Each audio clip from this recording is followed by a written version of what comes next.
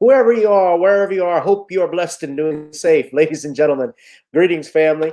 Of course, I'm tuning in. You see me without the glasses off today, but if you're looking for some opportunities, particular advertisement opportunities, then look no further at the link at the bottom to my email address. You can hit me up for advertisement opportunities. We are supporting and promoting your businesses here on this channel.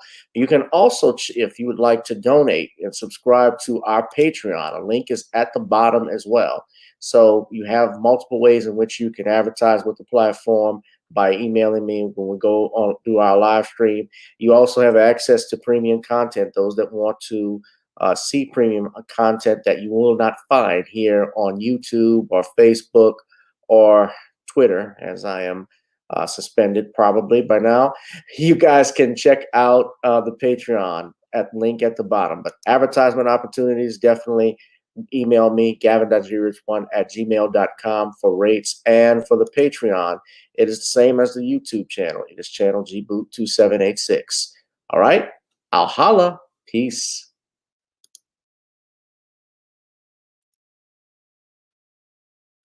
Whoever you are, wherever you are, I hope you are blessed and doing safe.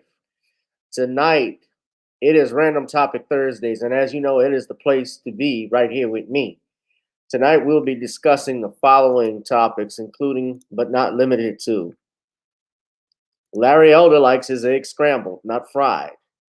R. Kelly trials insanity, or the insanity of the trial, I should say. We'll also be talking about some other topics as well, not just limited to that. And we have on us with us a special guest, as always, our author extraordinaire, author of The Man Crisis, Shawn James. Shawn, how are you? I'm good. How are you? We're doing fine, and we'll get started a little bit. Shawn's going to be joining us with some commentary on these things, and you guys sit back and relax and enjoy. Of course, before we do that and get the show started, please check out the website if you'd like to buy some seasoning, nonniescreoleblends.com. Try it on chicken, meat, or fish. Nonnies goes great with every dish. Also, if you would like to, please, you could hit the donate to the channel. I always mention you can donate to the Cash App, to the PayPal, or to Zelle. And also check out some of Shawn's books. Of course, John Haynes series, Taking Care of Business and Revenge of the Cyber Goddess. And also, before we get on down, we got to get on up. So you guys, of course, you've been here. You know, I always like to play my theme song to my song, Got to Get On Up. Tonight, I'm also going to give you a clip of our new song, a new instrumental track that I laid out called Video Soul. So I hope you will like all of that in a little bit. But first, I want you to all go to Apple and get on up if you can. And we're going to get this bad boy started. So let us begin, shall we?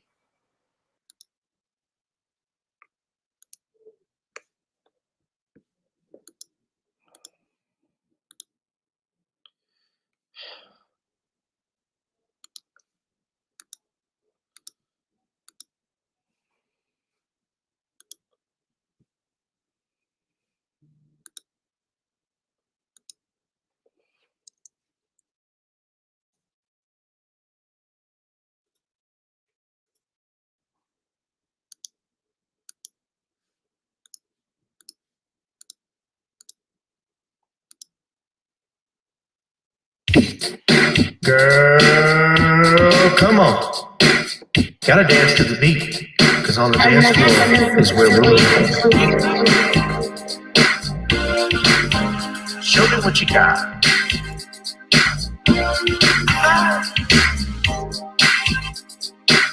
Gotta feel the groove. Feel the groove, get on the floor. Get on up. Right now the party's wasted.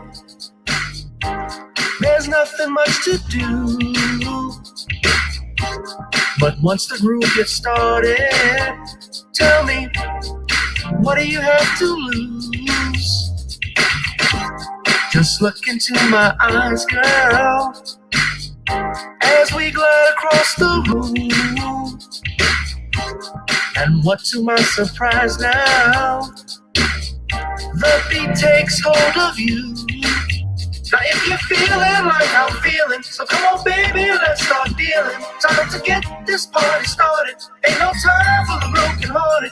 When the rhythm takes hold of you, there's only one thing left to do. Cause the beat is really moving. Time to get your body moving. Gotta get on up and move your body. Cause when the beat is really grooving, start to feel your body moving. Gotta get on up and shake something. Feel the groove, get on the floor. Get on up. Tell the DJ play the whispers. Rock steady in the mood. Put on earth, wind, and fire. Tonight we're gonna groove.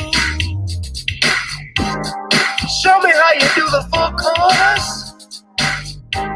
Electric slide or two. Hit the bus stop, or do the bunny hop, baby. It's really up to you. Now if you're feeling like I'm feeling, so come on baby, let's start dealing. Time to get this party started. Ain't no time for the broken hearted. When the rhythm takes hold of you, there's only one thing left to do. Cause the beat is really moving. Time to get your body moving. Gotta get on up and move your body. Cause when the beat is really grooving, start to feel your body moving. Gotta get on up and shake something. Feel the groove, get on the floor. Get on up. Now 2020 hasn't been the best year of all times. We've been dealing with death, the pandemic, racism, bad policing, and all the bad rhymes. But like Uncle Snoop once said, if you're breathing, you're achieving. So if you're ready, I need you all to get on up. Are you ready? 1 and 2 and 3 and 4. Get your butt on the dance floor. 5 and 6 and 7, 8. This jam we appreciate. We're gonna slide and step on the beat. On the dance floor is where we'll feel the groove. Get on the floor. Get on up and move your body. Cause when the beat is really grooving, start to feel your body moving. Gotta get on up and shake something. Feel the groove, get on the floor. Get on up, baby. Yeah, gotta get on up. Come on, baby, gotta get on up, baby. Feel the groove, get on the floor. Get on up.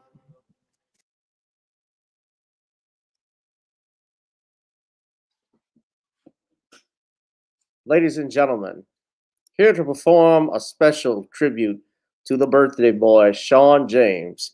Please welcome Grammy Award winning New Orleans artist, as well as Rock and Roll Hall of Famer and 1/5 of the Neville brothers, Mr. Aaron Neville. I just want to sing this song to Mr. Shawn James and wish him a happy, happy birthday.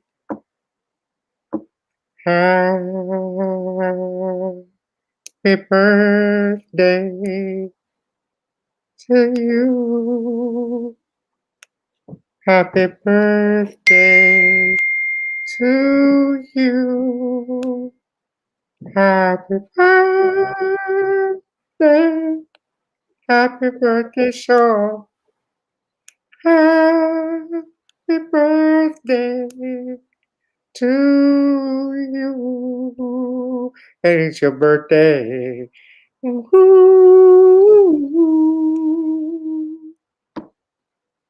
Thank you, Mr. Neville. Thank you. Yeah, thank Aaron. Yeah. All right. What's going on, everybody? Welcome to another edition of Gavin Richard Presents. Y'all donate to Shawn's Cash App for his birthday instead of blasting mine. Although I don't mind you giving extra money to me. But put Shawn's, I don't have Shawn's Cash App. I put it in the chat, but I can put it on the StreamYard chat as well. I don't see it in the chat. It's at the top, but I put it in here too. So okay. Well, it's his full name. Yeah, Shawn James. So y'all send some money to him, buy some books to support our brother. I put it in the chat for everybody. Yeah. So yeah, thank you to Aaron Neville for that tribute to Shawn. All right. So Shawn, what's going on, man? How does it feel to be 70? Um, I'm 48 actually, but it just feels like 47. Okay, 84. All right. Mm, Better. Well, happy birthday, my brother. I thank you for joining me on your birthday. yeah. The time that we have you, you are much appreciated. Your wealth of knowledge on different things, and we are grateful that you are here with us every Thursday, that you bless us with your presence. So thank you. Thank you for having me on. Now, guys, y'all notice I'm starting a little bit late. I've had a crazy couple of weeks. Last 2 weeks have been real crazy dealing with Hurricane Ida. Having my surgery during that time on my face, and of course, you all saw me come back home. And Tuesday, I basically was falling asleep on the internet. I'm refreshed now, but I was driving like 14 hours to get back to New Orleans, so it just caught up with me. And then on top of that, earlier today, I'm starting late. I got in a car accident. My family and I got rear-ended while I was driving out to see a client out in Baton Rouge. So there was that. So the devil has it out for me, but I'm alive. And if I'm alive, then that means God has won, because I'm blessed. So I'm grateful I was able to make it here, and Shawn was able to join me. I know we won't be on too late because he's got some stuff to do, but I'm grateful that he came on. We did this show, and nothing was going to stop me from doing Random Topic Thursdays with y'all. So thank you all for joining in. So, Shawn, shall we begin? Let us begin with this topic. I want to talk about this. I want to discuss. I have no particular order, but recently, of course, we had the death of the actor Michael K. Williams. Most people who are familiar with Michael K. Williams, was a star, one of the stars on the critically acclaimed HBO series The Wire, as well as star of uh, what was called Lovecraft Country, which was canceled actually earlier this year, but was widely praised by fans, especially people in our community who admired the show. Uh, Michael K. Williams, though, as an actor, I also remember him from Boardwalk Empire, uh, where he played the character Chalky White. What do you, Shawn, if you I've watched Michael as an actor? And obviously he's from New York. Sadly, he passed away 54 years old in his apartment. They're saying it's a possible drug overdose. What do you remember specifically, or will remember about Michael Williams, if you haven't? I never really watched any of his stuff, so I don't really know this actor very well, but I have heard of him, but I have not really watched any of his stuff because his stuff came when I stopped watching television. But I'm really sad to hear that he wound up passing away as related to drug use. So I know that there's a lot of people who watched a lot of the stuff that he did, like Boardwalk Empire and Lovecraft Country, but I'm not really familiar with him, but I'm just sorry to hear that he passed, and I'm sorry that he passed as related to a drug overdose. Yeah. Well, he was widely praised for playing the character Omar. Uh, and what I noticed, and I talked about this Tuesday very briefly, uh, he's a phenomenal actor, but I noticed that all of the roles that he played, which was interesting, were gay. That he was played on HBO for the most part were LGBTQ, were gay. Yeah, The character Omar, and even the character in Lovecraft Country, where he played the main character's father, he was a closeted homosexual. So it's like, he was even Grand Marshal at one of the Pride parades. Now, I'm not going to disparage the brother in depth or say anything, but they had an article recently after Michael came out that was published. I'm trying to. that came out where they talked about how he made it acceptable to be queer, a queer thug or something along those lines. So basically, they just used him to push the alphabet agenda. I wouldn't say, well, I won't go that far. well, I think they use a lot of people to push it, but I don't know necessarily if that was just his thing or he was just being an actor. You know, he actually got his start back in the '90s working on with Tupac. Tupac actually discovered him for his last movie that Tupac did in 1996. It was called. He played a supporting character named. I have the.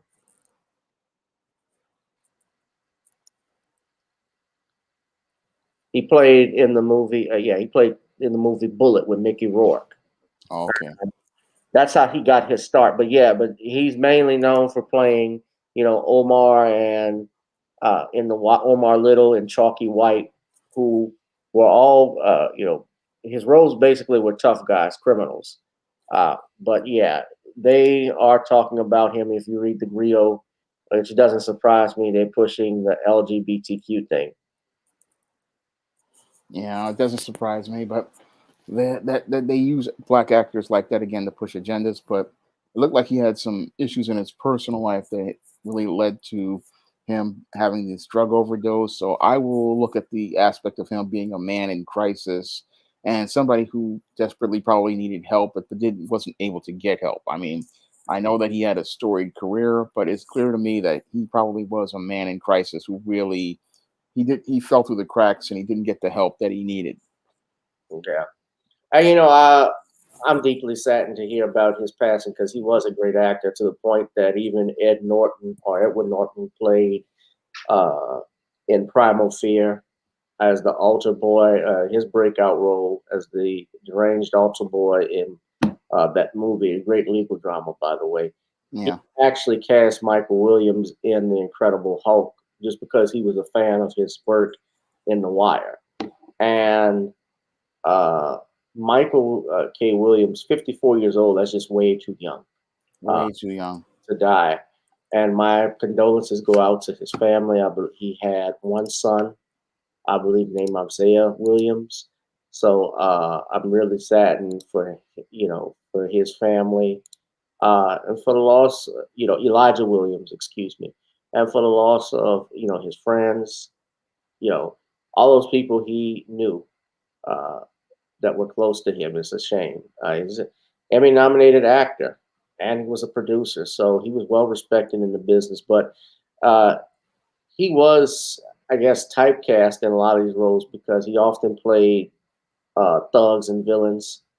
You know, I guess even by the appearance, because he had the scar on his head, uh, that helped him out. But a lot of people don't know he worked for Pfizer Pharmaceuticals as a temp at one. Wow. Yeah, and actually got a job as a background dancer and choreographer. So it's yeah, very interesting life, man, that he had and where he came from. But I'm sorry for his passing.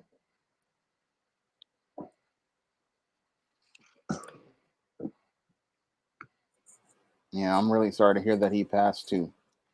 Yeah.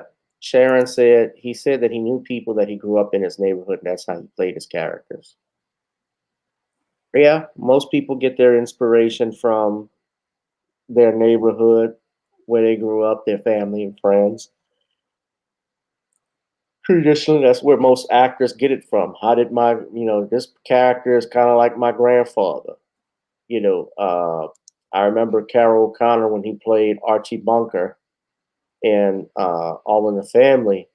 He knew when he was not a bigoted man. He was not prejudiced at all. He just liked what Archie stood for, but he understood that we could make fun of the bigots, and he based it not off of his fault. He said even his father didn't talk like Archie, but they knew people who were like that. Just like I learned with Fred Sanford with Red Fox, he based that character, off of the character was named after his brother, but he realized that this character, he had older people in the neighborhood he based it off of. Like he given him his Fred Sanford walk, like how he had bad arthritis and so forth. So people will add stuff to it to give the character more weight. But yeah, but sorry to hear about his passing. So Michael K. Williams, rest in peace. So next thing we wanted to talk about. All right, I guess I'll start with this. Now, Shawn, I don't know if you've seen this, but Larry Elder, who's a gubernatorial candidate out in California for this recall election, running as a Republican, had an incident earlier today where this woman who was wearing a gorilla mask threw eggs at him. I don't know if you've seen this or heard about what happened, but we're going to go to Kate Cagle for the news. Kate on Twitter posted this where Larry Elder was at a rally and was obviously going to meet some homeless population and address the homeless crisis in California. And this happened. So why don't we take a look at this? And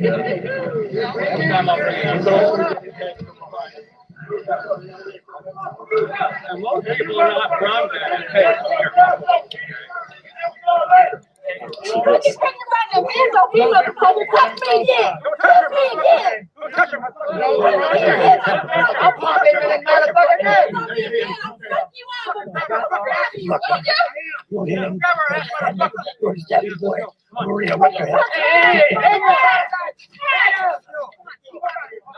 Look for me, boy. Get that sorry piece of shit out of here. Hey, Michael, stop. Get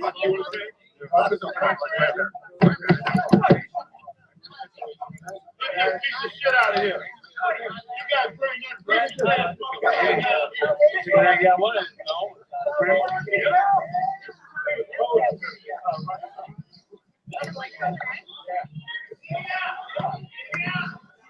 Damn it, she missed him. Why? Huh? I don't understand that. Here's a man that don't even like his own fucking people and running for governor. For what? He has 1 year to do if he even wins. He can't do shit. He wouldn't be able to get nothing done. So why is he running? Democrats control everything. He couldn't get nothing done. Well, the elder is right on that point. Larry Elder hates his people, for sure. Shawn, some other things too. Of course, it doesn't surprise me, but Fox News actually posted a story on this incident when Larry Elder had to cut his time short. They actually tweeted out and put this out saying that Larry Elder egged by woman in gorilla mask in racist attack in California. Now, it doesn't surprise me that Fox News would put this out. To answer your question, Sharon, no, he has not won the election. The election, I believe, is in 5 days out in California, this recall election. Yeah, Governor Newsom would only have 1 year, or whoever came in would only have 1 year on this recall. And I'm not a fan of Gavin Newsom at all. He's actually messed up California to a large degree. But it doesn't surprise me that Fox News would put this stuff out. But this is the same Larry Elder that's actually made these comments with fellow coon or coonette Candace Owens, the ostrich, Candace the ostrich Owens. So before we get into that, Shawn, I want you to listen to these comments. I'm sure you've heard of it. Candace Owens has a show on Prager University, which is a suspected white supremacist group. And I'm going to be honest with you, and it's not even an issue of conservative versus liberalism, because traditionally black people, I think, Shawn, is a fair argument to make, although I don't speak for every black person, are conservative at heart. There are things that we may be liberal on, but for the most part, we are conservative in terms of family, in terms of religion, in terms of just even monies. Now, I want you to take a listen to this and listen to what Elder had to say about reparations. When you mentioned that the UK was ahead of us, they were. Do you know that the slave owners were compensated? after they lost their quote unquote property, the government compensated slave owners. I didn't know that. Yeah. And so when people talk about Interesting. reparations, do they really want to have that conversation? Because, like it or not, slavery was legal. And so their property, their legal property, was taken away from them after the Civil War. So you can make an argument that the people that are owed reparations, and not only just black people, but also the people whose quote property, close quote, was taken away after the end of the Civil War. First and foremost, okay, what he's saying is a damn outright lie. Slave owners were compensated. You can go look this up. Even after the Civil War, you had some slave owners, I believe, out in Florida and Georgia, some Confederate soldiers that were, and I believe it was out in Georgia, excuse me. Yeah, Georgia. After Sherman burned Atlanta and marched to Georgia, you had business owners that did get compensated, homeowners that did get compensated by the government for this. You also had, correct me if I'm wrong, and I know this for a fact, I'm not wrong on this, but the descendant or the granddaughter of, or daughter rather, of a Confederate soldier who was still given monies in a pension because he fought in the service. Am I right? That did happen. So what he says is a total outright bull-faced lie. And this is a man who has complete hatred for his own people, and yet he is running for governor. And not that I think he would win. Obviously, I think people would not elect him in the first place. But California, as much as I hate Gavin Newsom, I shouldn't say hate, excuse me, I dislike Gavin Newsom. I don't endorse him. You guys cannot let Larry Elder even get close to thinking he can win this election. Shawn, go ahead. Well, with Larry Elder, he's a bootlick, he's a clown, he's a joker. And what's really disturbing about that whole scenario where he's sitting there talking about, oh, the white slave master should be paid for reparations. I mean, he's minimizing the subject of reparations. Reparations are meant to compensate foundational Black Americans for the past slavery and the current and ongoing discrimination and the previous Jim Crow and segregation.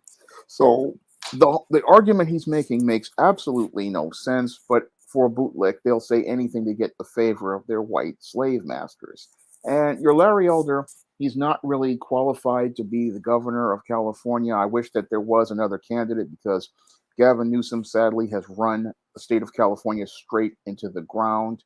And what's sad is that the residents of California will have to endure another year of this idiot running their state into the ground with his ridiculous policies before they can go out here and get a replacement if this recall fails. And sadly, they don't really see how this is going to impact them in the long run, because the whole thing is you have a governor like Andrew Cuomo who just practically has destroyed an entire state, destroyed a tax base, and destroyed revenue. And we have a clown not fit for leadership running as the lead candidate. And that's the sad part about the whole situation with Larry Elder. Now, the situation gets worse because you have an SJW wearing a gorilla mask going after Larry Elder and people throwing eggs at him. And that is an ad hominem attack on your Larry Elder that does not really help with the argument. I mean, if you really have an issue with this governor, you really needed to go out here and get a stronger candidate. And the sad part is the state of California, they're not really taking their politics seriously. And that's what the saddest part of it is that they don't really see the real damage that's being done, because their state is like it was here in New York in the 70s, with an eroding tax base, incompetent leadership, and Right. falling completely apart. And no one is taking anything seriously here. Nobody sees that when you're having major corporations moving out of your state to Texas and other states, it's bad for your business, And your and it's real, population is leaving. and your population is leaving. This is bad for your state overall, and you really should be trying to get this guy out of here so you can get another qualified person to start the rebuilding process. But sadly, they're not. They're going to wait until it's too late, and then that'll be really too late for the state of California, because what the damage that Gavin Newsom is doing is so devastating that the state may wind up like New York was in the 70s, where it's practically bankrupt because your revenue streams have practically dried up. Yeah. You're absolutely right about that with regards to how California's tax base is drying up. People, I remember years ago, I wanted to actually live out in California, but I was obviously afraid of living on my own. Not so much living on my own, but everything being expensive in California. Like I heard it was cheaper to actually go on vacation if you lived in California than to actually live there. Just to look at the studio, just to rent a studio apartment was somewhere almost in the $2,000 range or $1,500, which was high. Uh, the cost of living was expensive. So I never went out there. And then I'm hearing everybody leaving, dealing with the wildfires that are going on, the situation with the tax base. Remember when the recession happened in '08, Hollywood took a big loss. They actually had to come down to the South and start filming a lot of these movies so they could get these tax breaks. Louisiana was one of those states, and then Georgia became a major player in that. So what you're saying is 1,000% right, Sean, on that aspect. But tying it into the Larry Elder thing, with him getting egged, I of course can't encourage violence as a lawyer myself or anything like that. But this, and you're right, it doesn't help the argument. I don't think it makes him sympathetic either. I'm Uh, not sympathetic to him at all. I mean, I know no, he's I'm a not saying clown. you are, but I'm saying I don't think that by her doing that, I don't think it's going to change impact anyone because Larry Elder has been digging his own. Larry Elder's been putting his foot in his mouth for over 25 years or more. Uh, I remember I don't know if you remember this, he had a TV show that came on UPN back in 2004. I think it was around 2003, 2004. It didn't last long, but it was just utterly disgusting to hear this black man dog and diss black people and then tell lies. This is the same guy who, will praise and defend all rights, defend LGBTQ rights, defend rights for immigrants, but then he will attack black people when it comes to affirmative action. Although we don't benefit from affirmative action, he attacks reparations, even though, truthfully, the monies that have been given out have been given to other groups who have gotten reparations, Jews to from Jewish groups, as well as Japanese Americans who were in concentration camps in World War II. All of that he has prayed. Guys like that, they'll speak up for other groups, but not their own. And my understanding, he's not even a foundational Black American. But these are people. This is a man that's in his late 60s that's going around talking this shit, and he's likely to become governor. He's not likely, but the fact that he's running just tells you that this is a shit show. Yeah. It shows you how bad California is, that their leadership is in between a moron and a cretin. And it just shows a complete failure of leadership. I mean, Who's the moron? the moron is Gavin Newsom and the cretin is Larry Elder. Okay. It's hard to tell the difference. Yeah, there is. I mean, it just shows that there's no leadership in any of these men in California. I mean, really shows the man crisis, like I talk about, when you have no men who can come out and lay out an objective plan. That's the sad part about this whole country is we have no men to stand up and be leaders. We have a bunch of beta males who are just running on feelings and not working on developing critical thinking and working on developing plans where they think about the long term. Yeah. We got sissies. This nation has been sissified. And what's interesting too, Sean, I haven't seen your video, but even in China, they're actually dealing with that crisis. They're banning effeminate men in their media. Yeah. They're not tolerating it. Yeah, they realize that they see the damage that's been done in other countries and they see the damage coming to their country and they're trying to mitigate that damage that's being done because they see these soft males and these soft males they have no sense of direction, no sense of purpose. And you have guys like this and you're not going to be able to maintain the civilization of things people have built. and they're not going to build anything because their whole mind is caught up in just trying to just go out here and chase women and please women, or they're out here just goofing off in life. So they're looking at it and saying, we've got to get this type of media off our platforms because it's messing up the boys. And we really need to start bringing out some media that shows us some masculine men. And we have to start really focusing on developing male life skills, because if we don't work on investing in our men, we're not going to have a society in 20 to 30 years. So they see the man crisis happening and they want to do something about it. But here in the West, we continue to push these effeminate men, these soft men. But these men, they are not worth anything. I mean, they have no seasoning, they have no salt. So they're just worthless. Yeah. Yeah, well, like Judge said, this was first Monday of the month was Man Up Monday, Judge Joe Brown, and we need to certainly man up because it's tough times right now. Yeah, it's really hitting the wall. We're seeing these soft guys, and they're a mess. Yeah.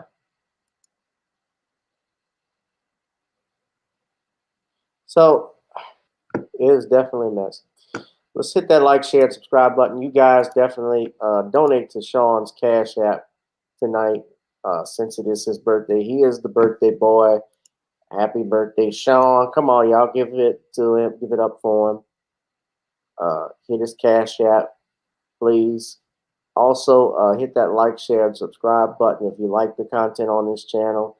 If you like what I'm doing here, you all can, if you choose to, donate to me. But actually, I want Shawn to get it tonight since it is his birthday. So donate to him. And also, you can subscribe to my channel, Jibu2786 and Gavin Richard. And we also, to get some of Shawn's books, you go to Amazon, you can check out Revenge of the Cyber Goddess and John Haynes Taking Care of Business. Those are his books that are out, his latest books out. He's working on some more books as well. I mentioned Michael K. Williams. I forgot a role that Michael K. Williams also played in Shawn. He was in the R. Kelly video, or as I call it, it was a trio of videos, The Trapped in the Closet, that came out in 2005. And I want to talk about this insanity of the R. Kelly trial. Before I get that, let's see. Computer robots, I saw just popped up with this question. You know what is even more strange and sad is that we have some beta male politicians and some baby boomer Gen Xers groups. Yeah. Yeah, we do have those. We do have that. I mean, look at your current politicians now. Look who's in office. Look who's your senators that keep getting, and congressmen that keep getting reelected over and over again, who don't do a damn thing for their communities. Absolutely useless. That's what beta males are. They'll get a job, but they won't do it. They won't finish anything. And that's one of their natural traits, is that they'll get something, they'll get a job somewhere, talk a big game, play a role, but then never finish anything or never accomplish anything. Right. Shawn, do you know that I was coming from, I'm going to get to the R. Kelly trial in a second because I want to move on to that. And I know your time is short, but tonight. But yeah, what's interesting is that what's interesting, when I was in Dallas, I had an opportunity to have my eyes were open. I've been to Dallas before. I've been to Fort Worth area before, around there, passing through. And to see the businesses that were out in this area, even in Fort Worth, which is outside Dallas, they have shopping malls, they have grocery stores, they have restaurants within a matter of minutes. And come back home to New Orleans, and what do I find? A food desert. No restaurants to be found. No quality grocery stores. No shopping malls. I got to go to other parishes to go and get groceries. As my parents and I, when we're driving back, Slidell, St. Tammany, even though they were hit, they were hit obviously by Hurricane Ida, had their issues and impacted. Their restaurants were open, full capacity. I don't have that in New Orleans. I have to, in New Orleans East, and we have the largest tax base. Yet we elect these politicians in District E. We elect these people in Congress. They haven't made any recommendations to rebuild this area. When you get outside even of Texas and you're driving through to Louisiana, the gas stations that you have, like Buc-ee's, which is, they're known for their clean bathrooms. It's a convenience store inside. It's basically like it's a mini big grocery store inside there with the clean restrooms. And we don't have anything like that in this area, despite our size, despite our tax dollars. And you're talking about the hundreds of millions in tax dollars, and we are not getting our just due. What have our leaders, who we keep voting for, done for us in this city, in this state? They should be pissed off. They should be advocating every day to give something to New Orleans, but everything is going uptown. Everything's going in the French Quarter. This is a tourist town. I get so sick of it because we miss out on good things.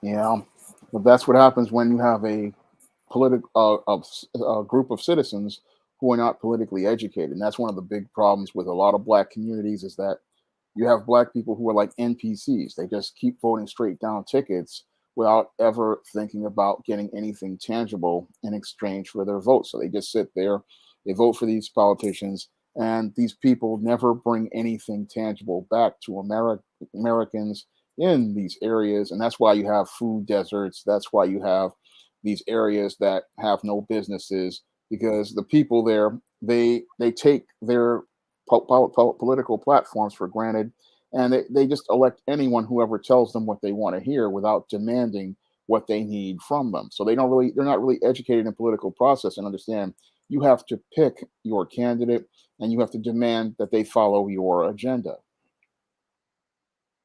Right, most definitely.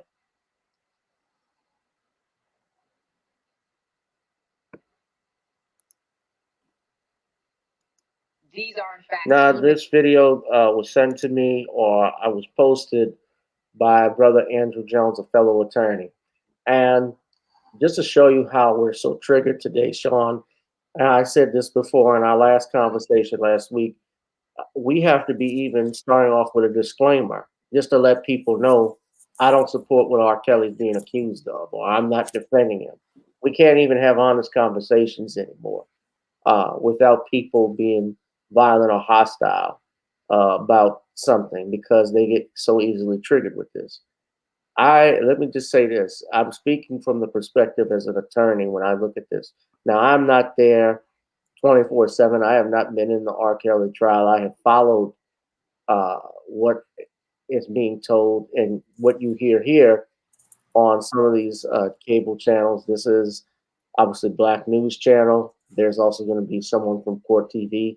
They may be giving you a different perspective than what you would hear on the mainstream TV series like TV networks like CBS or NBC, because most of what I've seen has been completely one-sided. Even just from looking at the headlines, when you looked at, I saw Roly Poly Martin's R. Kelly headline, like he can't defend shit, and all that stuff. I'm paraphrasing, stuff along those lines. It doesn't surprise me. But wait, media is supposed to be unbiased. Media is supposed to be straight down the middle and tell both sides. There's a version from the prosecutor, there's a version from the defense, and ultimately the jury is going to decide what is the truth of that. So, and this is up in Shawn's neighborhood in New York. But I want you all to just listen to this video. It's 4 minutes, and this is coming courtesy of Malicious Conspiracies YouTube page. And just a disclaimer, Copyright Act of Fair Use Act of 1976. I do not own the rights to this video or any music that may be played in it. However, it is being used and shared under the Fair Use Act of 1976 for purposes of education, news, and commentary. semen stains that belong to R. Kelly. The problem with this is these are, in fact, semen stains that belong to R. Kelly. The problem with this is, when did this happen, right? When did, and do they believe this particular witness? If we go back, she was one of the first women to testify in this case with details that went on behind the scene. She was also the one to have lied about her age. So when we look at all those moving parts, you have to think, how is the jury receiving this? She also received monies already in terms of cases that she has filed against R. Kelly, and they settled them out of court. So when we look at this T-shirt, and if it does in fact have semen by R. Kelly, what does that really mean? When did this T-shirt become in this situation? Is this a T-shirt that belongs to someone else? Did this actually take place to Geronda Pace when she was underage? So that's really what's going to be key here, just connecting the dots in this T-shirt. Otherwise, it's just a T-shirt that could be from anybody at any time, and she's just connecting her narrative to it. The DNA expert has no clue where the blue shirt came from, no clue how it got to him, no clue if somebody just took it out of R. Kelly's hamper, no clue if it was this victim's or if it was some other victim's, I shouldn't say victim, some other girlfriend's shirt that was having intercourse with R. Kelly, right? The fact that his DNA is on the shirt, to me, doesn't prove anything. So this to me is, he spit in my face, he ejaculated on my face, it was demeaning, I had to wipe it off with this blue shirt. Fine, she can testify to that. But now they're going to bring just some blue shirt and say, this is his DNA. To me, that's just bolstering her testimony. It's not adding anything to it. Plus, the defense just focused on how the shirt get here, where the shirt come from. You don't know. That was all correct, and that's what the defense focused on. So the defense had a good day in that there was a witness that took the stand that didn't prove to be a very good witness. And you did have evidence by the Department of Homeland Security and a DNA expert, but you couldn't necessarily connect the dots that these were pieces of evidence that were connected directly to R. Kelly. So out of all the days so far, I think that this has been one of the strongest days for the defense. 3 devices, 2 iPhones, and a laptop. And there was a text that said, "You're young, there's a lot you don't know. I want to groom you and be bonded with you on December 24th, 2017. Interesting about that is the sender was unnamed. So they don't even know who sent it, if it was R. Kelly or somebody else. So I don't really know what's so strong about his testimony. The main question that this jury has to figure out is who was targeting who here? Was R. Kelly being targeted and taken advantage of because of his wealth and influence by Jane Does and their parents? One side is saying that they're being targeted, they're the victim. The other side is saying that they're the victim. And the only person that really matters, this whole entire nation and beyond is divided on this, but the only people that it really matters to are these 12. It only takes one to hang this jury. Theoretically, can't both be true to some extent, that there were people coming and wanting to be part of this world with fake IDs saying, hey, I'm 18 and let me in. And then also, once they get in, boom, now they've gotten into something they can't handle and it's over the top. If both are true, does that create a reasonable doubt scenario for jurors potentially here? And then you add the RICO element to it. Who's really in charge? I mean, there's some people say that it wasn't R. Kelly, that the people around him were in charge. He was just living the rock star life. How complicated is this case? And at first blush, people think, oh, he's going down for sure. But then not necessarily the case, is it? I think you're exactly right. It is a very complicated case because, of course, the prosecution wants the narrative to be that R. Kelly not only had ultimate control for the RICO Act violations, but also was seeking out victims himself, that he was grooming and keeping and victimizing these young women. But the defense wants to make it all about how these young women tried to victimize R. Kelly. And as you both said, you and my colleague that's here, those two things can both be true. This could be a situation where a young woman who wanted to kind of live a superstar lifestyle, who wanted to see a little bit of the fame and fortune.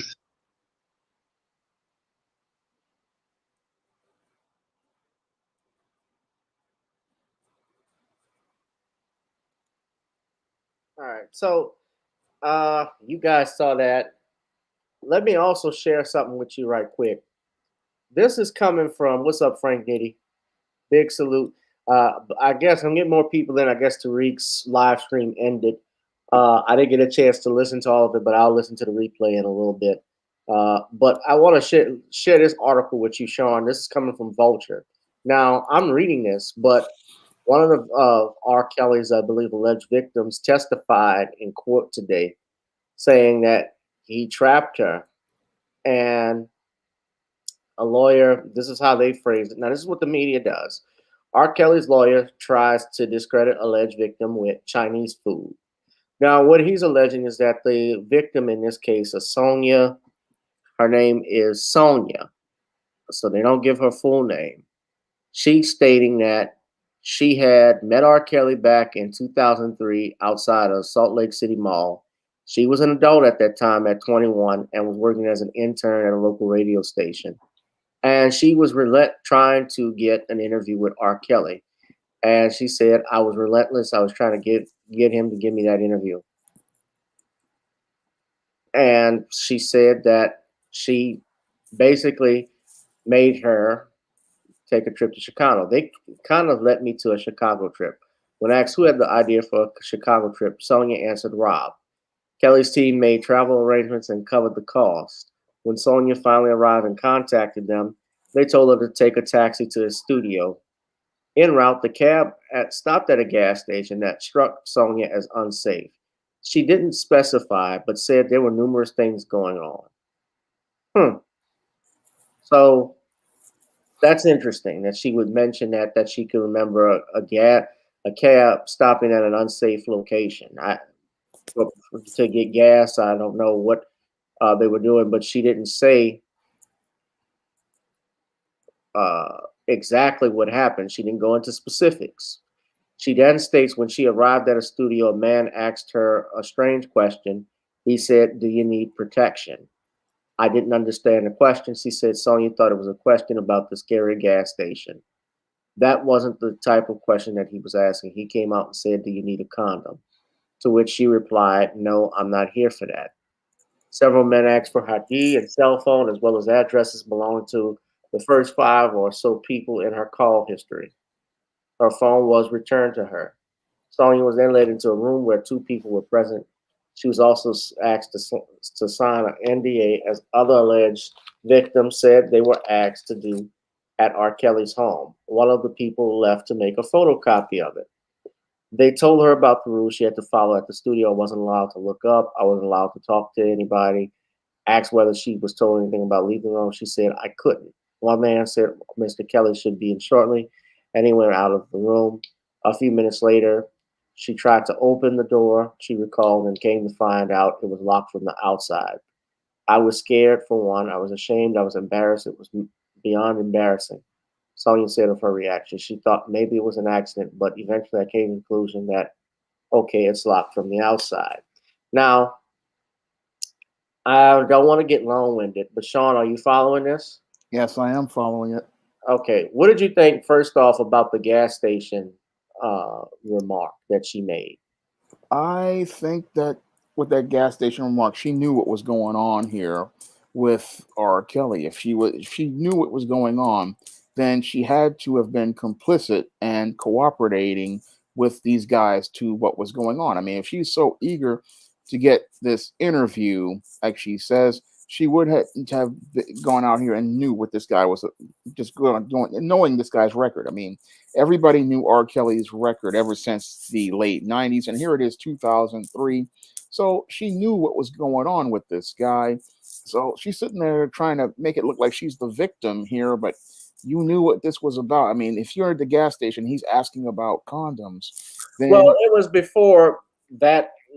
She was asked about a condom when she got to the studio, from what I'm reading. yeah, But she specifically, when I'm asking you, she says the cab stops at a gas station that she thought was I'm using her words. She said that it was a scary gas station and it came off as unsafe. yeah, but I So look at the whole why thing would as, she remember? I'm wondering what was the big deal about mentioning the gas station to begin with, because well, I mean, She wanted to make R. Kelly look like a brute. She wanted to make him look like a bad guy who was up to something, but she was also up to something too. So when I look at these cases, because I know how the casting couch works, and these women know what they're doing, and what they want to do is they want to get closer to these entertainers and these celebrities, and they're willing to do anything to get with them. And then when things don't go the way that they want, then they want to go and revise the story to make the celebrity into the bad guy so they can get a payday at his expense.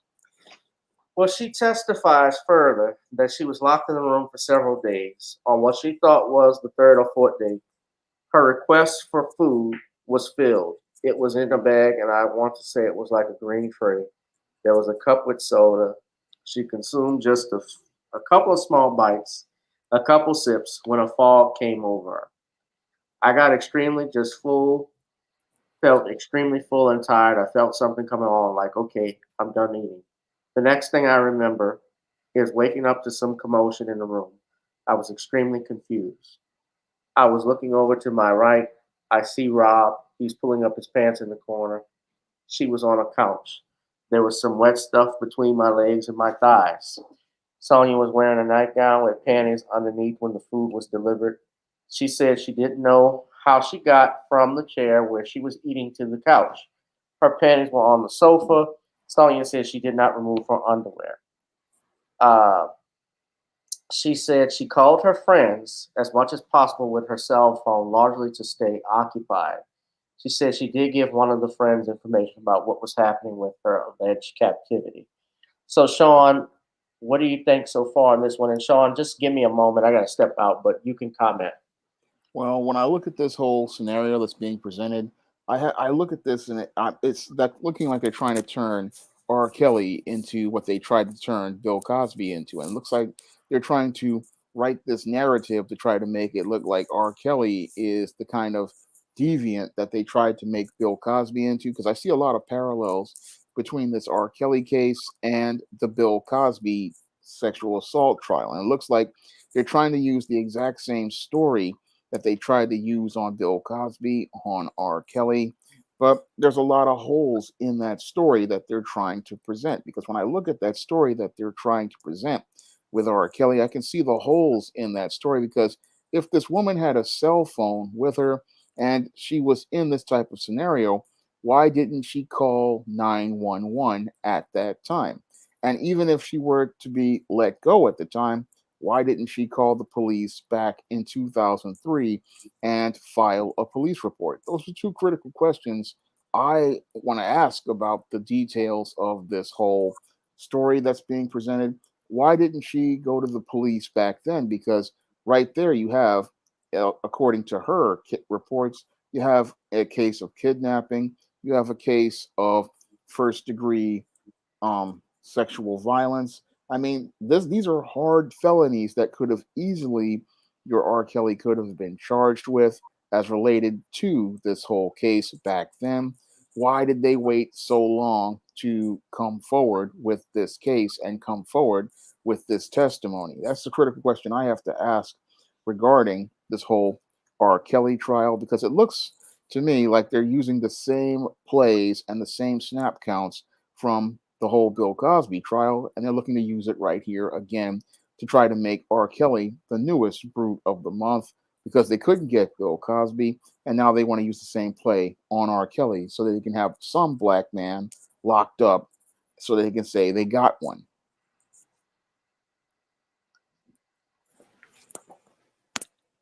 So that's the way I see things as related to what's going here. I mean, if you're uncomfortable in a situation, you definitely are going to want to call 911. I mean, you really would. That would be the first thing you would do in a situation.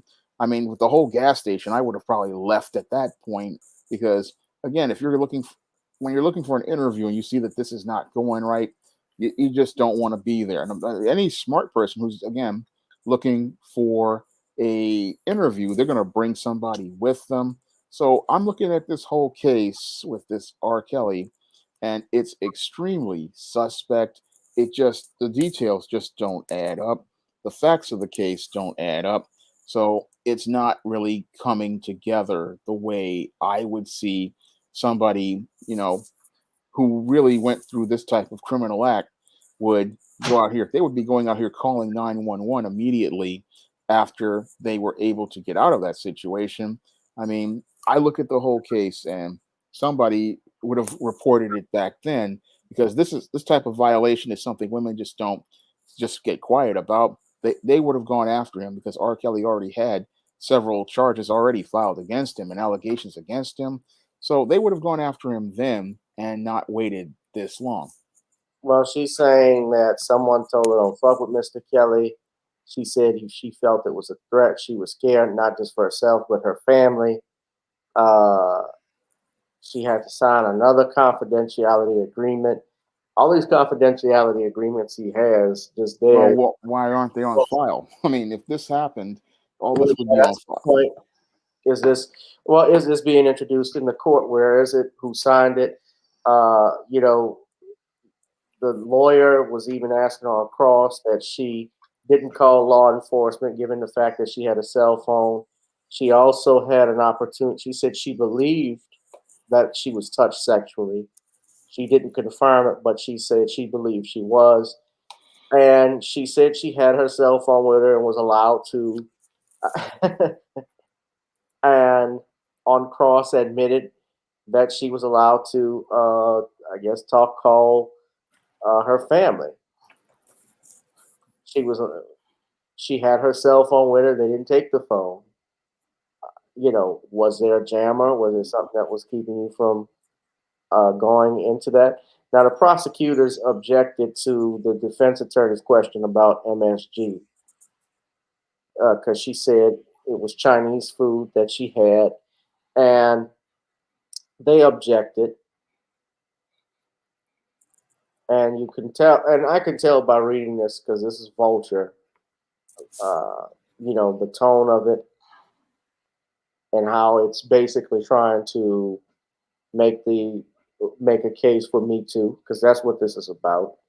Uh, she said that she just didn't. Koenig asked her about whether or not she called authorities while allegedly locked up. She said she didn't. She also said that she did not advise friends to call authorities even if they didn't hear from her after a certain period. Sonia asked why she didn't ask for help. So none of this makes sense to me. No, it doesn't make sense at all, because if this guy had did this to you, you would definitely want to get a police report and a rape kit, because this is not just about confidentiality. This is about a man participating in a criminal act, and you want to see this man punished for that criminal act. And I mean, if this happened in 2003, I think R. Kelly went to trial. I don't know if he went somewhere in the 2000s. He went to It was trial. 2008, 2009 when he went to trial. And I remember him being arrested for multiple times for other stuff. So he's not that powerful. I mean, these black entertainers have no power. I mean, Mike Tyson was the world heavyweight champion, and they practically put him in jail after one allegation from Desiree Washington. Butterflies, you're missing the point. The point is that if you're trying to accuse someone of a crime, it's the government's job to prove the case. Whether you like R. Kelly or not, but like we learned with Bill Cosby, whether you like him or not, there are rules and procedures that the prosecutor is supposed to follow. So if you have someone breaking a rule, breaking guidelines, for instance, you're charging him on a RICO statute, which I already explained was what the government did to the mafia back in the 1960s to 70s. R. Kelly is not smart enough to run a freaking criminal empire. He can't even fucking read. The whole case is flimsy against It's him. a flimsy case, exactly. And prosecutors, you're throwing stuff out there hoping something that sticks, and that is not the way our justice system is supposed to work. Regardless of whether you like him or not, do I think he's a good guy? No, necessarily. You say he's different from Bill Cosby. No, it's not. You're looking at the issues and what he's charged with. I'm talking about it from a legal standpoint. Yes, he has rights as an American citizen, and those rights are something that need to be protected. Yeah, I mean, right. Doesn't matter whether you're accused of petty theft or you're accused of terrorism. You're presumed innocent until proven guilty. That's the way our justice system works. And if we don't have it, we don't have rules, then that's the only thing that separates us from the animals. If there are no rules, there's no law and order. If a country is to function, it has to have law and order. Our prosecutors are supposed to follow procedures and they're supposed to follow rules. You administer justice based off there's evidence of probable cause. If you're doing this to basically go after someone for personal reasons because you don't like them, if you're doing it because, I don't know, if you have some type of financial interest, that's wrong. We can't have our elected officials doing that. You don't have to feel sorry.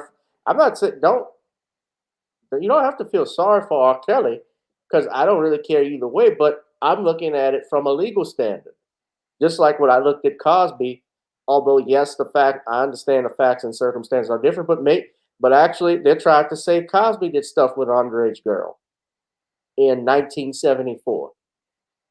This is what, Cosby, I just saw an article that Bill Cosby is putting his comedy tour on hold because of what he's being accused of in the 1970s, that Judy Huff case. You know what I'm talking about, Shawn? Playboy Mansion. Yeah, the Playboy Mansion case. Yeah. Well, that she can't really prove, because if she really wanted to sue somebody, she'd be suing the Playboy Mansion, but that would put her in a bad spot. Right. It put him in a bad spot. And now, they're talking about this. So he gets, and then that accuser, Andrea Constant, did an interview with Today, still releasing her memoir, criticizing the Supreme Court, where she said they let out a predator. Like The Rock says, it doesn't matter what you think or how you feel. What matters is the law. You broke the law. So I'm looking at this thing with Kells. Yeah, I think that, again, we have to preface our comments because people can get triggered, and I'm not saying specific people, but I know people. I lost friends, Shawn. This is true, and everybody on here. I actually lost friends, fellow attorneys, because of my position against that Surviving R. Kelly docuseries. Like, I could see it was just a propaganda piece. And it wasn't that I was defending R. Kelly, I just knew the game.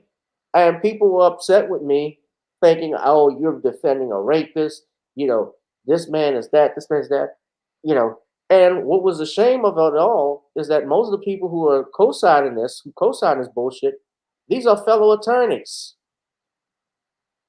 These are colleagues of mine. These are people, one person, I won't name their name, but I know this person, was a clerk for the Supreme Court of Louisiana at one point.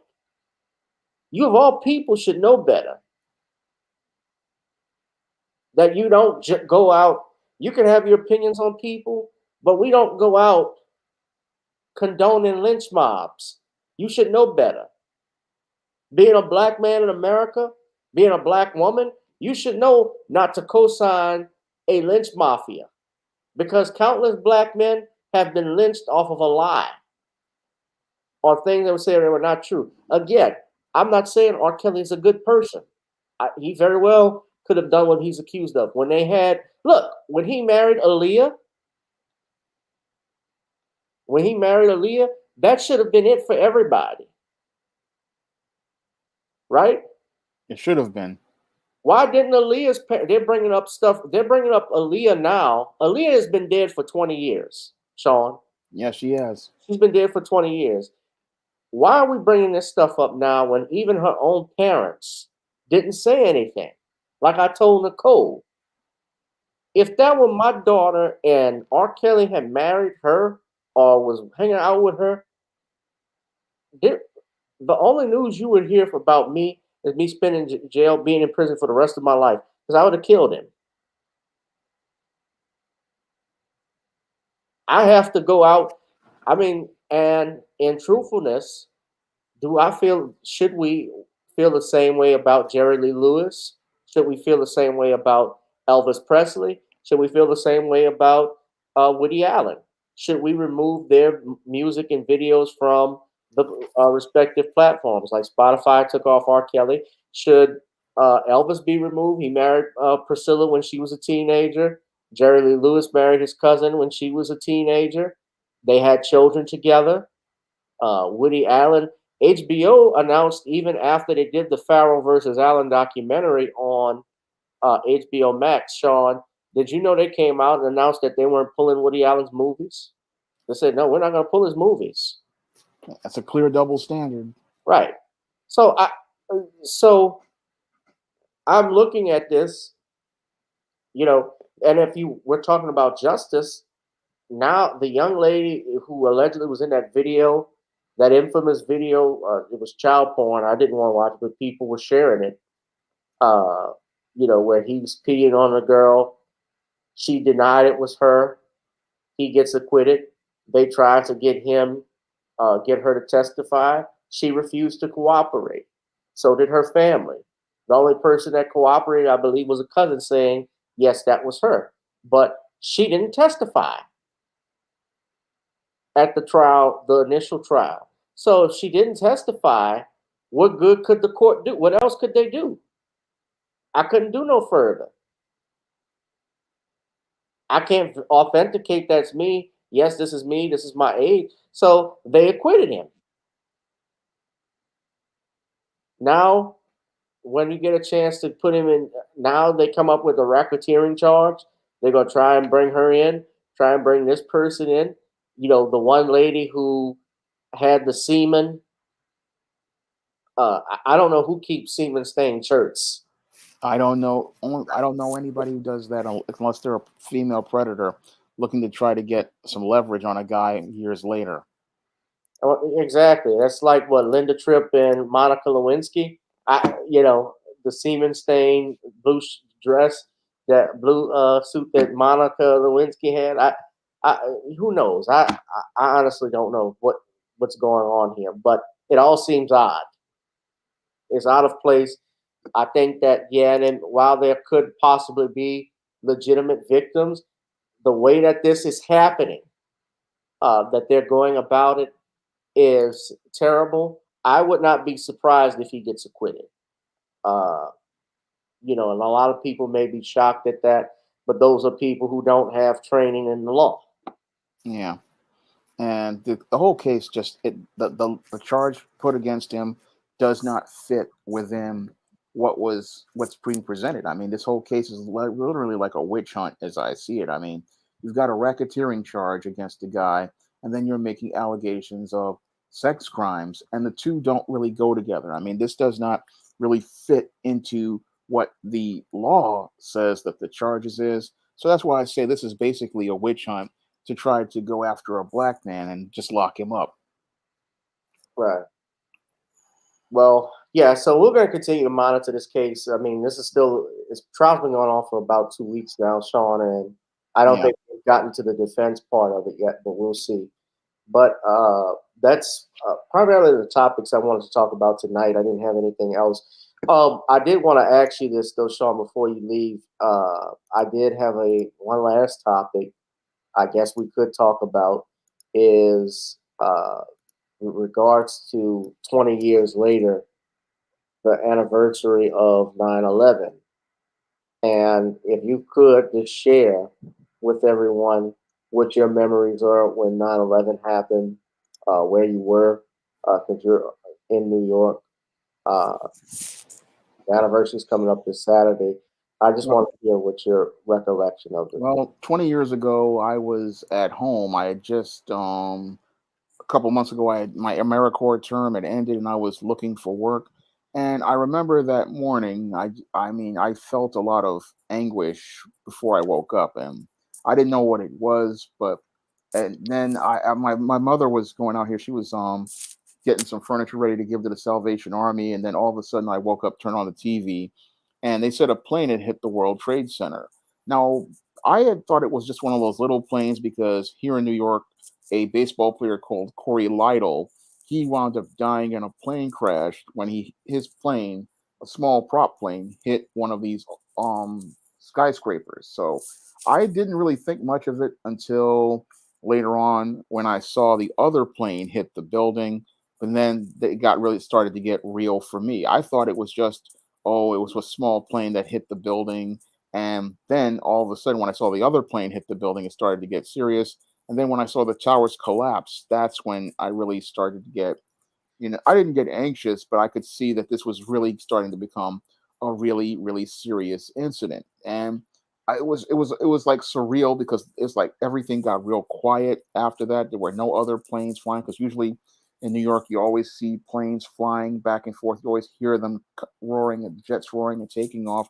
But the sky just got so quiet, and then it was just, oh, you could just see then you just saw this the horrors going on TV going on, and it was a very surreal day, and it's one that I won't forget because I remember that morning again, just feeling that anguish and terror when I was partially asleep and woke. I could feel like something like spirits in anguish, and then all of a sudden that whole day just happened, and it was just really sad because just a couple of days before that, my brother and I, we had gone over there to the World Trade Center. I looked around, and it was like the building was here, and then it was gone all of a sudden. That was one of the things that just stays with me, is that we were walking by that building a couple, and then all of a sudden it's gone, just a few days later. Yeah. What you're talking about was Corey Lytle. He was a baseball player. Yeah. And that was in 2006, not before 9/11. Well, I thought it was. It was one of these guys. He had hit plane. Yeah, but he crashed his plane into a residential building in New York. It was another. It was another guy. That wasn't Correlato, but it was one of these other guys. Okay. Well, it was another ball player. Right. Yeah. Well, I'm sorry, Shawn. You want to go ahead and finish? It was another ball player. I can't. Maybe it wasn't Correlato. It was another guy. But it's been so long that, you know. Yeah, I can tell you. Yeah. So that's interesting to hear your take. Let me just give you everyone my take. I was in school at the time, at St. Augustine High School. I was getting ready for theology class. I was coming from homeroom, and in the middle of the hallway, someone ran out and said, "World Trade Center's been bombed. The World Trade Center's been bombed." And I didn't know what he was talking about till we got there. We had the TV sets. Our priest, Father Davis, brought us in. We got ready to say our prayer, and he told us to keep the people in New York in mind because we just learned that a plane had crashed into one of the World Trade Centers. So he put it on television for a few minutes. We saw the building and so forth on fire, and we turned off and go back in our lesson. So next thing, he gets a knock on the door. He goes out and he steps out for a few minutes. He comes back and tells us, "Okay, we learned that another plane has hit the building." So it's like, uh-oh, because that doesn't normally happen in, one plane crash is one thing, but to have two of them in the same area, that doesn't sound right. So we saw that on tape. Then when I went to go to my next class, we learned that the Pentagon was attacked. So at that point, we realized somebody's attacking the United States. This wasn't an accident. And to our dismay, they didn't, we didn't get off from school or anything like that. They didn't dismiss us. It wasn't like when John F. Kennedy or Dr. King was assassinated. My parents told us that and this is what I was thinking of at that time, of course, being a kid. Of course, we were sad what happened, but, what's going on? Can we go home and so forth? We were thinking about all that stuff. And, then I heard United 93, the plane crashing in the ground. So all that stuff that resonated with me, and we didn't learn or anything. We just were watching this all on video the next day, that whole day, watching it live when it was happening on NBC and CBS. And, taken aback, and then seeing the plane when we saw the buildings fall, collapse Yeah. the way they did, and then I saw Tower 7 collapse. Now, Tower 7 wasn't hit by a plane and just imploded. Uh, that was interesting. I didn't think about it then, but I've seen subsequent videos of it. I think that was interesting. Uh, Even the thing with the Pentagon, I thought was interesting because I know the Pentagon is one of the safest. It's not only one of the safest places in the United States. It's also has one of the top-notch security, anti-defense, anti-missile systems that are there to fend off any aircraft. Because that's where that's the military think tank.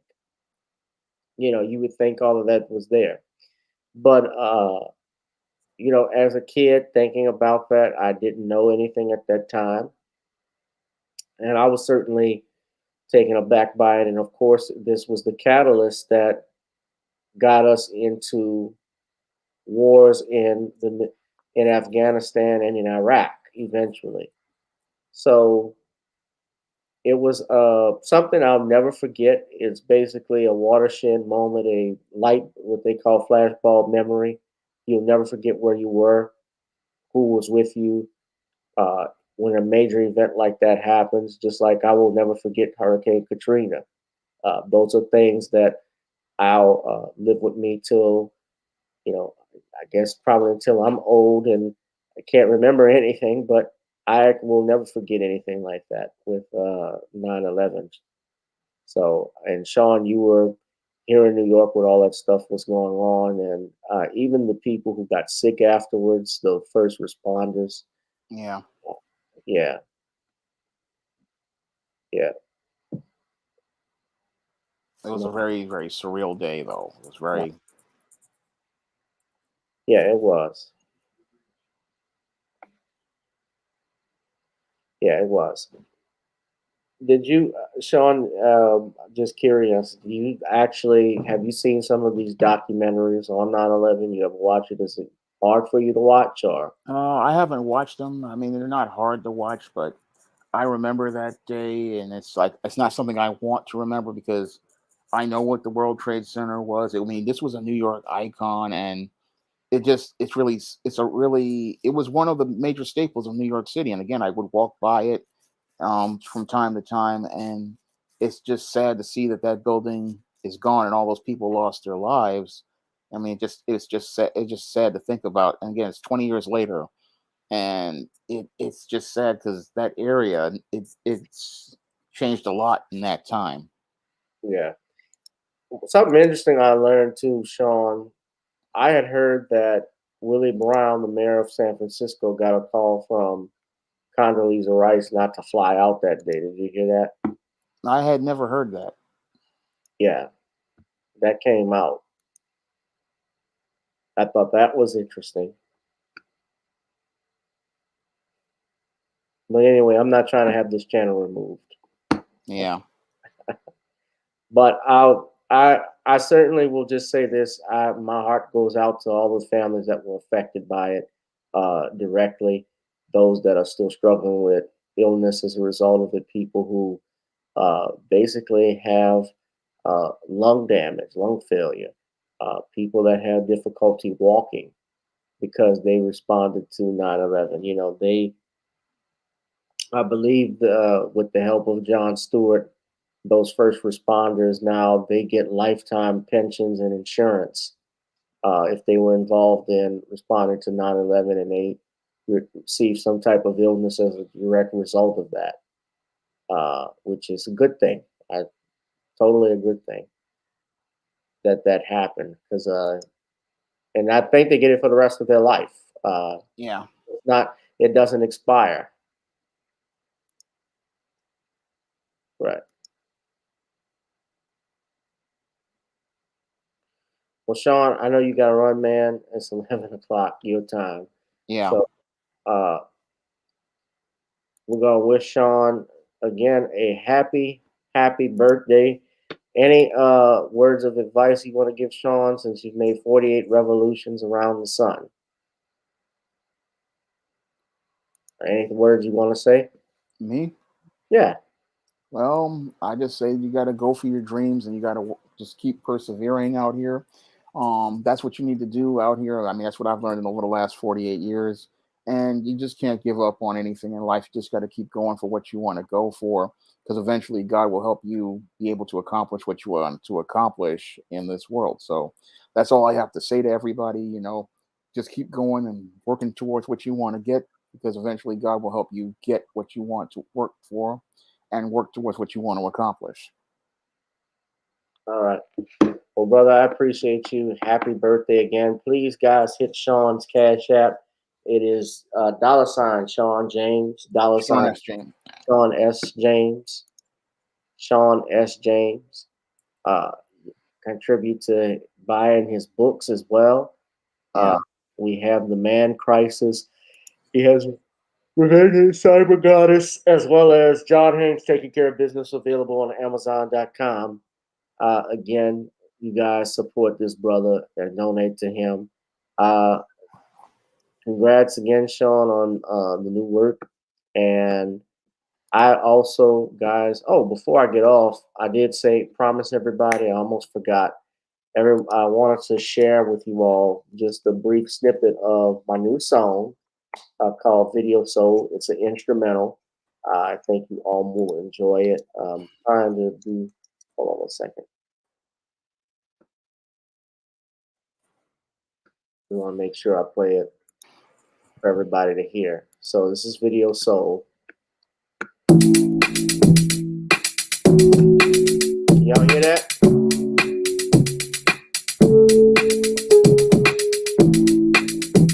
Y'all hear that? I can hear it.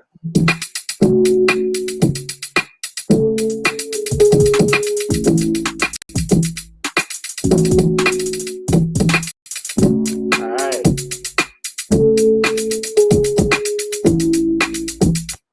Your boy is a DJ, producer. Yeah. So that's a Video Soul that I have coming out soon. This little instrumental for everybody to play, just to listen to. But anyway, at any rate, Shawn, do you have want to tell anybody about your latest books that's coming out? I know you're working on A Woman Crisis. Yeah, A Woman Crisis is for February for 2022. I'm still at the halfway point on that book. I'm still trying to iron out some stuff on it, but right now I'm releasing Stop Simping in Cyberspace, which is coming out this October, and I'm also releasing E-Steam Cancel Vacation, which is coming out in November. Both of those books are available for pre-order on Amazon Kindle, and they'll be coming to paperback before then. Stop Simping in Cyberspace paperback should be out early October, and Cancel Vacation paperback should be out early November. All right, cool. And let me share the screen with you all. Hold on a second. I can't share. I wanted to share the art for the single I did, and when I'm sharing it on StreamYard, it's got it where you share a window and it won't pop up. So I gotta wait. Didn't want to remove it. Oh man, I'm sorry. I hate this.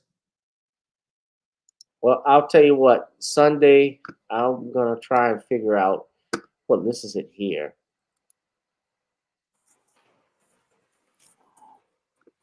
But yeah, damn it. I hate this. Uh, well, you know something. I'm careful about what I say on here because they have a lot of Freddy Kruegers, and by that I mean they will turn your dreams into a nightmare. Uh, I'm just careful with sharing my ideas, but I'll share it with y'all. I'm into music, and I'm trying to get into certain industries, let's say, and that business of music, as you may even know, Shawn, is a small community. Yeah. Entertainment is a very small community, and you can burn bridges easily. So if you screw over people, but not that I'm screwing over anyone, but this is something I've been working on for the last couple of weeks, month or so. So I look forward, hopefully somebody will take interest in it and I can make some money off of it, profit. But I definitely want us to get into looking at the music industry, look at the video gaming, the sync licensing, the film license, having your music in films. That's where the money is, in the mechanical royalties and in the publishing of that. And it could be very lucrative. That's why, they certainly go after African American men who try to get their copyright in their music publishing. We saw that with Sam Cooke. We saw it with Michael Jackson, Prince, and others. But at any rate, we got to go because Shawn has got to get out of here and get ready. But Shawn, thank you for coming on again. Happy blessed birthday. I thank you very much. And you guys can buy Revenge of the Cyber Goddess and John Haynes Taking Care of Business on Amazon and support Shawn this weekend. Donate to his Cash App, Shawn S. James. Happy birthday again, Shawn. And guys, I want to point out, if you could go to Naughty'sCreoleBlends.com to check out the latest to check out the seasoning. Try it on chicken, meat, or fish. Naughty's goes great with every dish. Also, if you'd like to advertise with the channel, that's the email, gavin.grich1@gmail.com. The Patreon is gboot2786. And also, before I leave, since we talked about music now, as we conclude, we have gotten on down. So now it's time to get on up. And you can find Gotta Get On Up on iTunes, Spotify, and Apple. Go to iTunes and actually buy the song. That's a great way to support me instead of just streaming it, because Spotify is real tricky what they do with streaming these days and how artists get paid. But if you could go ahead and download on iTunes and purchase Gotta Get On Up, that would be a great way to support me. So, guys, again, wish Shawn a happy, happy birthday, what's left of it, and many more to come, my friend. And we thank you for blessing us with your presence tonight. Thank you for having me. All right, guys, let's get up on out of here. It's time to get on up.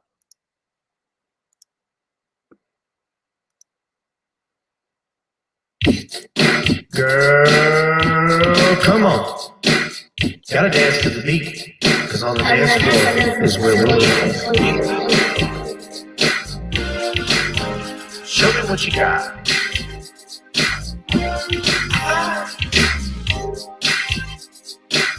Gotta feel the groove. Feel the groove, get on the floor. Get on up. Right now the party's wasted. There's nothing much to do. But once the groove gets started, tell me, what do you have to lose? Just look into my eyes, girl, as we glide across the room. And what to my surprise now, the beat takes hold of you.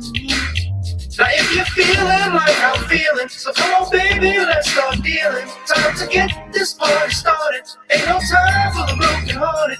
When the rhythm takes hold of you, there's only one thing left to do. Cause the beat is really moving. Time to get your body moving. Gotta get on up and move your body. Cause when the beat is really grooving, start to feel your body moving. Gotta get on up and shake something. Feel the groove, get on the floor. Get on up. Tell the DJ play the whispers. Rock steady in the mood. Put on earth, wind, and fire. Tonight we're gonna groove. Show me how you do the four corners. Electric slide or two. Hit the bus down, I'll do the body hop, baby. It's really up to you. Now if you're feeling like I'm feeling, so come on baby, let's start dealing. Time to get this party started. Ain't no time for the broken heart. started. When the rhythm takes hold of you, there's only one thing left to do. Cause the beat is really grooving. Time to get your body moving. Gotta get on up and move your body. Cause when the beat is really grooving, start to feel your body moving. Gotta get on up and shake something. Feel the groove, get on the floor. Get on the. Now, 2020 hasn't been the best year of all times. We've been dealing with death, the pandemic, racism, bad policing, and all the bad rhymes. But like Uncle Snoop once said, if you breathe, then you're achieving. So if you're ready, I need you all to get on up. Are you ready? 1 and 2 and 3 and 4. Get your butt on the dance floor. 5 and 6 and 7, 8. This jam we appreciate. We're gonna slide and step on the beat. On the dance floor is where we'll feel the groove. Get on the floor. Get on up and move your body. Cause when the beat is really grooving, start to feel your body moving. Gotta get on up and shake something. Feel the groove, get on the floor. Get on the floor, baby. Yeah, gotta get on. Come on, baby, gotta get on. Baby. Feel the groove, get on the floor. Get on the. Well, Mr. Neville, what did you think of Gotta Get On Up? I think it's mighty fine, like by the Chevrolet, where customer sends their friends. Happy birthday, Shawn James. Woo-hoo.